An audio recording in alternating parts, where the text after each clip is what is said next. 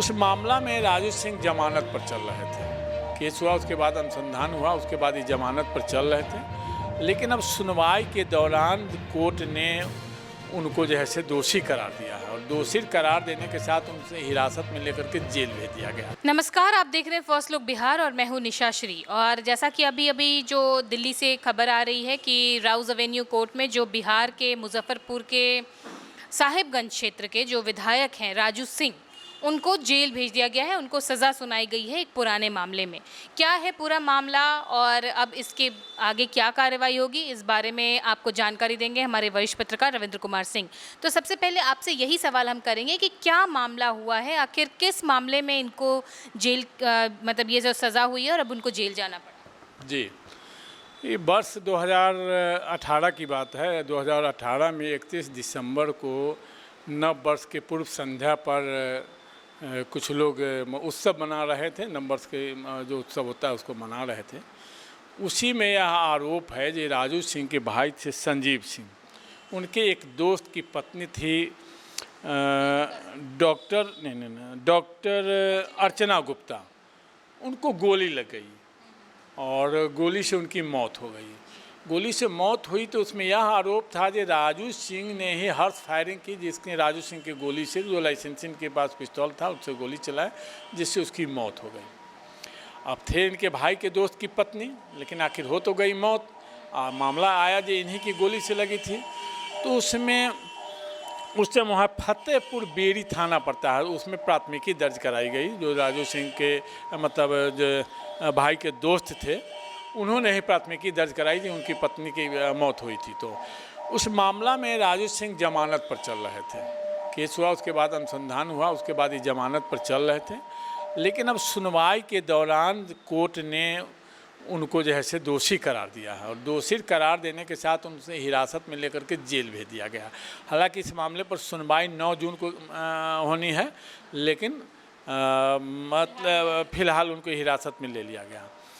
अब सवाल यह उठता है कि यदि मतलब जैसे लोअर कोर्ट ने उनको मतलब सज़ा सुनाई है, अगर हाई कोर्ट में भी सज़ा को बरकरार रखा गया, उस स्थिति में क्या हो सकता है? तो उस स्थिति में इनकी सदस्यता रद्द की जा सकती है।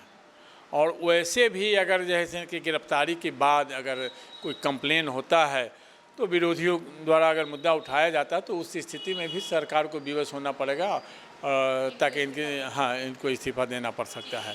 जी, तो इस केस में अगर इनको इस्तीफा देना पड़ा, विधायकी छोड़नी पड़ी, इनको जेल जाना पड़ा, फिर क्या होगा? साहिबगंज में क्या होगा आगे का स्टेप? तो फिर से साहिबगंज में उपचुनाव होगा और उपचुनाव में अब मान लीजिए इनके परिवार को टिकट मिल जाए, पत्नी को टिकट मिल जाए, या कोई पहले से कई लोग वो उसी पर घात लगाए बैठे हुए हैं उन्हें टिकट मिला, तो उस स्थिति में उस क्षेत्र में बड़ा उलटफेर क्षेत्र में की राजनीति में भी हो सकता है। लेकिन आखिर अब जो वर्तमान बातें सामने हैं उसमें राजू सिंह के लिए एक बहुत मुश्किल की घड़ी सामने है।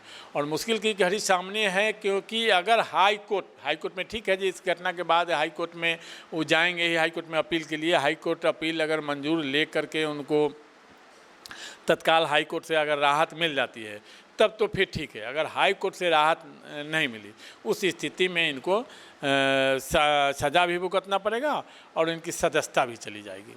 जी, तो ये अभी फ़िलहाल होगा अगर साहिबगंज में ये सारी चीज़ें होती हैं। जैसा आपने कहा कि अभी राउज एवेन्यू कोर्ट और हाई कोर्ट में अभी ये मामला जो है इसकी सुनवाई 9 जून को होनी बाकी है।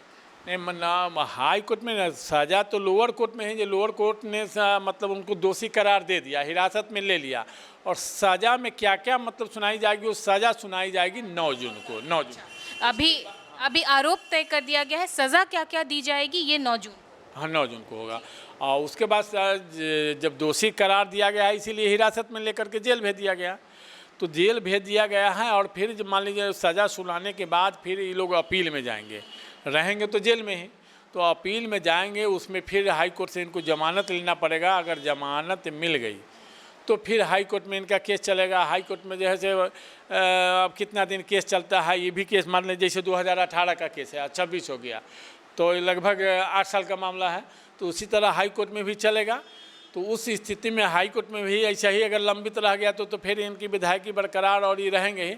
अगर हाई कोर्ट में मान लीजिए तत्काल इनको राहत नहीं मिली तो उस स्थिति में इनकी सदस्यता जाएगी और वहाँ पर उपचुनाव की संभावना अभी भी विधायकी बचने के चांसेस हैं अगर इस तरह की घटना, इस तरह का जो है वो घटनाक्रम होता है तो, और अगर आरोप पूरी तरह से तय हो जाते हैं तो फिर आखिर में उनको इस्तीफा देना पड़ेगा। उस स्थिति में अन्य जो पहले से घात लगाए लोग हैं उन्हें इनका लाभ मिल सकता है। तो ये थी राजू सिंह से जुड़ी हुई जो अभी ताज़ा अपडेट हमारे सामने आई है दिल्ली से, वो हमने आपके सामने अभी प्रस्तुत किया है। आगे इसमें जो जो खबरें आती रहेंगी, जो जो अपडेट्स आते रहेंगे, हम आपके सामने लाते रहेंगे।